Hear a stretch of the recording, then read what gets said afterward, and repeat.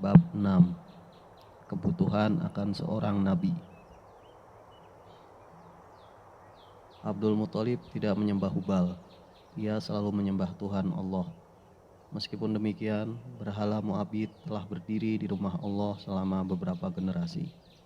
Bagi kaum Quraisy, ia dianggap sebagai personifikasi berkah, suatu kekuatan spiritual yang melingkupi semua bagian rumah suci. Ada beberapa rumah suci lain yang lebih kecil di sekitar Arab. Di antaranya yang paling penting yang terletak di Hijaz adalah kuil tiga putri Tuhan. Demikian para penyembahnya menyebutnya, yaitu Al-Lat, Al-Uzzah, dan Al-Manat. Sejak tahun-tahun awalnya, seperti penduduk Arab di Yasrib, Abdul Muthalib memuja kuil Al-Manat yang terletak di Kudaid, Laut Merah, hampir tepat di sebelah barat daerah Oasis. Yang lebih penting bagi suku Quraisy adalah kuil Al-Uzzah yang terletak di lembah Nahlah, sehari perjalanan unta ke arah selatan Mekah. Sehari lagi perjalanan pada jarak dan arah yang sama akan mengantarkan orang ke Taif, sebuah kota yang sangat subur, dihuni oleh suku Thaqif, keturunan salah satu suku besar di Arab, Hawazin. Al-Lat adalah Dewi Taif, dan patungnya ditempatkan di sebuah kuil mewah. Sebagai penjaga kuil itu, Thaqif menganggap mereka sebagai rekanan kaum Quraisy. Kaum Quraisy pun selalu menyebut dua kota untuk merujuk Mekah dan Taif. Namun, meskipun Taif sangat subur dan sangat sejuk, karena itu disebut Taman Hijaz, bukan berarti masyarakatnya tidak iri dengan lembah gersang di utara mereka. Sebab mereka sadar bahwa kuil mereka, betapapun mereka mempromosikannya, tidak dapat menandingi rumah Tuhan, Ka'bah. Bukan pula mereka sama sekali tidak mengharapkan bertukar tempat, karena mereka juga keturunan Ismail dan memiliki akar-akarnya di Mekah. Sentimen-sentimen itu pun bercampur dan kadangkala meletupkan konflik. Sementara suku Quraisy tak pernah merasa iri terhadap siapapun. Mereka sadar bahwa mereka berada di pusat dunia, dan di tengah-tengah mereka terdapat sebuah magnet yang menarik para jamaah haji dari seluruh penjuru. Hal itu menyebabkan mereka tak pernah berpikir untuk merusak hubungan baik dengan siapapun, baik di antara mereka sendiri maupun dengan suku-suku yang lain. Jabatan Abdul Muthalib sebagai tuan rumah jamaah haji yang datang ke Ka'bah menumbuhkan kesadaran dalam dirinya tentang hal-hal demikian. Fungsinya adalah sebagai pemersatu semua suku, dan pada tingkat tertentu, fungsi itu juga dipikul oleh seluruh orang Quraisy. Para jamaah harus dibuat merasa bahwa Mekah adalah rumah mereka, dan menyambut mereka berarti menghormati apa yang mereka sembah, termasuk berhala yang mereka bawa. Justifikasi dan otoritas untuk menerima berhala-berhala itu dan percaya terhadap keajaibannya adalah bagian dari tradisi. Para leluhur mereka juga melakukan hal yang sama. Namun, bagi Abdul Muthalib sendiri, Allah adalah realitas tertinggi, dan ia tak ragu lagi lebih dekat ke agama Ibrahim ketimbang ke kepercayaan kaum Quraisy, Huza'ah, dan Hawazin, serta suku-suku Arab yang lain pada masanya. Namun, ada dan memang selalu ada sejumlah orang yang menegakkan agama Ibrahim secara murni. Merekalah yang menyadari bahwa itu jauh dari sikap tradisional. Penyembahan berhala adalah suatu bid'ah, inovasi ciptaan manusia, suatu bahaya yang harus dijaga dan dilawan. Bila menurut sejarah yang lebih panjang, Hubal tidak lebih baik daripada anak sapi emas Bani Israel, para kaum Hanif. Begitu mereka menyebut diri mereka, merasa tak bisa berbuat apa-apa berkaitan dengan berhala-berhala yang kehadirannya di Mekah mereka anggap sebagai suatu kotoran dan polusi. Penolakan mereka untuk kompromi dan seringnya mereka bicara belak-belakan tentang agama itu membuat mereka menjadi satu golongan pinggiran dalam masyarakat Mekah, di mana mereka dihormati, ditoleransi, ataupun diperlakukan buruk. Sebagian disebabkan oleh kepribadian mereka sendiri, dan sebagian yang lain ditentukan oleh apakah suku mereka bersedia melindungi mereka atau tidak. Abdul Muthalib mengenal 4 orang Hanif, dan salah seorang yang paling dihormatinya adalah Warokoh, anak sepupu keduanya Naufal dari suku Asad. Warokoh memeluk agama Kristen. Ada satu keyakinan di tengah-tengah kaum Kristen bahwa akan datang seorang nabi. Kepercayaan ini tidak tersebar secara luas, tetapi didukung oleh 1 atau 2 aliran besar gereja timur dan juga oleh para astrolog dan para peramal. Mengenai kaum Yahudi, karena menurut mereka garis kenabian baru berakhir pada Mesias, hampir semuanya sepakat mengharapkan seorang nabi.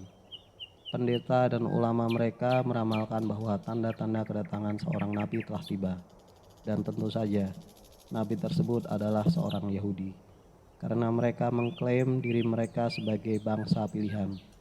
Sementara kaum Kristen, termasuk Warokoh, meragukan hal itu. Mereka tidak melihat alasan mengapa nabi terakhir itu harus bukan orang Arab. Bangsa Arab lebih membutuhkan seorang nabi ketimbang kaum Yahudi, yang setidaknya masih mengikuti agama Ibrahim dan hanya menyembah satu Tuhan dan tidak menyembah berhala. Lalu, siapa lagi yang bisa meluruskan bangsa Arab dan kesalahan agama mereka kecuali seorang nabi? Di sekeliling Ka'bah, tidak seberapa jauh darinya, ada sekitar 360 berhala.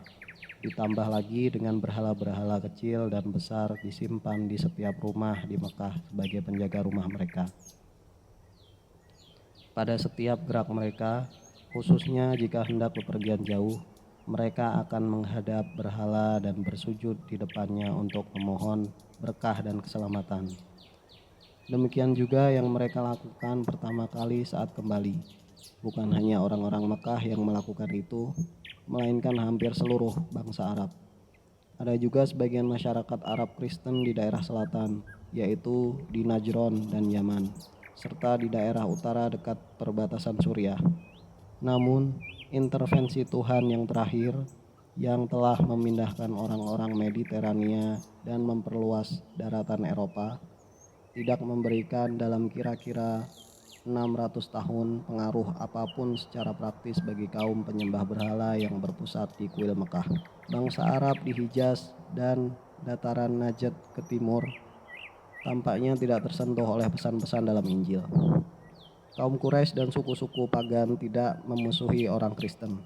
Kaum Kristen kadangkala datang untuk memberikan penghormatan pada makom Ibrahim, dan kaum Quraisy menerimanya dengan baik, seperti terhadap tamu-tamu yang lain. Lebih dari itu, seorang penganut Kristen dibolehkan, bahkan didorong untuk membuat lukisan perawan Maria dan anaknya, Kristus, pada salah satu bagian dalam dinding Ka'bah, yang jelas-jelas akan tampak mencolok karena begitu berbeda dengan gambar-gambar yang lain. Tetapi kaum Quraisy tidak melihat perbedaan itu. Bagi mereka, hal itu hanya menandai bertambahnya jumlah berhala yang telah ada. Hal itu juga merupakan wujud dari toleransi mereka yang membuat mereka begitu kukuh. Tak seperti sebagian besar orang sukunya, Warokoh dapat membaca dan telah mempelajari Injil dan teologi. Karena itu, ia mampu melihat bahwa dalam suatu janji Kristus yang umumnya oleh umat Kristen dianggap merujuk ke mukjizat Pantekosta, tidak ada suatu elemen pun yang tidak cocok dengan mukjizat itu dan mesti dirujukkan ke suatu yang lain, suatu yang belum terpenuhi. Bahasanya kurang jelas, kriptik, tapi tersirat dalam kalimat, ia tak akan berkata tentang dirinya, namun segala yang dapat ia dengar, itulah yang akan ia katakan. Warokoh mempunyai saudara perempuan yang sangat dekat dengannya, Kutailah. Warokoh sering membicarakan berbagai hal dengannya. Kata-kata Warokoh sangat membekas dalam batinnya bahwa akan datang seorang nabi. Akankah ia datang di tengah-tengah mereka? Pada saat pengorbanan unta bagi Abdullah telah dilakukan dan diterima, Abdul Muthalib berpikir untuk mencarikan istri bagi putra kesayangannya itu. Setelah menimbang-nimbang, pilihannya jatuh kepada Aminah, putra Wahab, cucu Zuhroh, saudara Qusay. Wahab adalah pemimpin Bani Zuhroh, namun telah meninggal beberapa tahun silam. Kini Aminah diasuh oleh pamannya, Wuhaib. yang meneruskan jabatannya sebagai pemimpin kabilah. Wuhaib sendiri memiliki seorang anak perempuan yang telah mencapai usia menikah bernama Halah. Abdul Muthalib melamar Aminah untuk dinikahkan dengan putranya dan Halah untuk dinikahi dia sendiri.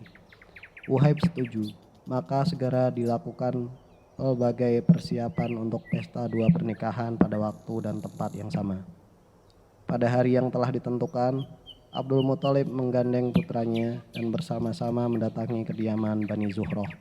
Dalam perjalanan itu, mereka mesti melewati kediaman Bani Asad.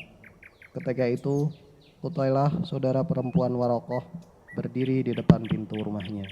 Mungkin ia berharap dapat menyaksikan perayaan yang telah diketahui oleh penduduk Mekah sebagai upacara pernikahan besar-besaran.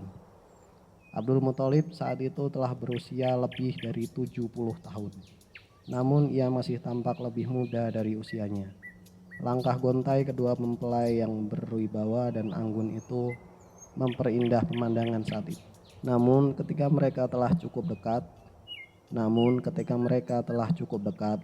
Qutailah hanya memerhatikan yang lebih muda, Abdullah. Dalam hal ketampanan adalah Yusuf pada zamannya. Bahkan orang-orang Quraisy yang sangat tua pun tak dapat lagi membedakan kesamaannya.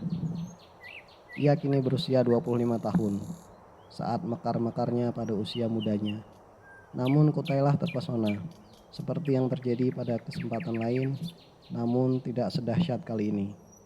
Pada cahaya yang memancar dari wajahnya, yang menurutnya memancar dari luar dunia ini.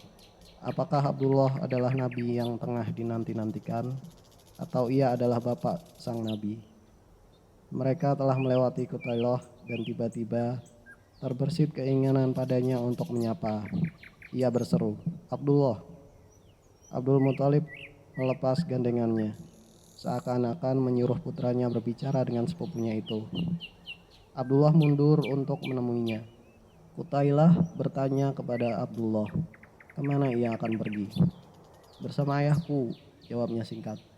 Bukan karena malu-malu, melainkan ia yakin Qutailah pasti tahu dirinya sedang dalam perjalanan menuju pelaminan. "Tetaplah di sini dan jadikanlah aku istrimu," kata Qutailah. "Dan engkau akan memiliki sejumlah unta yang telah dikorbankan untukmu. Aku harus menuruti ayahku. Aku tak dapat melanggar keputusannya dan aku tak mungkin meninggalkannya," jawab Abdullah. Pernikahan pun dilangsungkan sesuai rencana. Dua pasangan pengantin itu tinggal beberapa hari di kediaman Wuhaib. Pada waktu itu, Abdullah keluar untuk mengambil sesuatu dari rumahnya sendiri, dan ia bertemu lagi dengan Qutailah, saudara perempuan Warokoh. Mata Qutailah menutup wajah Abdullah dengan seksama ketika ia berhenti di dekatnya. Abdullah berharap Qutailah mengajaknya bicara. Ketika Qutailah diam saja, Abdullah bertanya mengapa ia tak berkata lagi seperti kemarin. Ia menjawab, "Cahaya yang ada padamu kemarin telah hilang. Hari ini engkau tak lagi bisa memenuhi harapanku." Pernikahan itu berlangsung tahun 569 Masehi. Tahun setelah itu dikenal sebagai tahun gajah, dan itu sangat penting berdasarkan beberapa alasan.